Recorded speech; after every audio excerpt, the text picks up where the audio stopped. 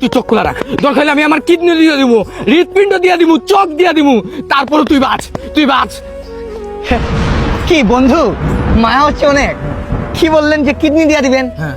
বাবা বাবা বাবা বাবা বাবা যা লাস্ট 2098 একটা বই বানাইছিলাম, ঠিক আছে? আমি কবি, সম্মান করবো আমাকে, ঠিক আছে? 98 একটা বই লিখছিলাম, বইটা ফ্লপ গেছে। বইটার নাম ছিল কাপুরুষ, ঠিক আছে?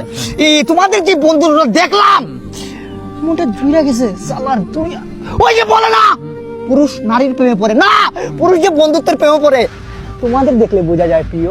আসলে কি জানো, তুমি তোমার বন্ধুত্বের প্রমাণটা বুঝিয়ে দিলা, হৃৎপিণ্ড দিয়ে দিবা। আরে বেটা, তুই যদি হৃৎপিণ্ড দেস তুই তো মহিলা যাবে ওইটা অবস্থায়। বাবা বাবা বাবা বাবা সেলুট জানাই তোমাদের মতো বন্ধুদেরকে, তোমাদের মতো থাকার জন্য। তোমার নামটা নয়ন। তোমার নামে একটা বই লিখবো, বইটার নাম হবে আসল পুরুষ।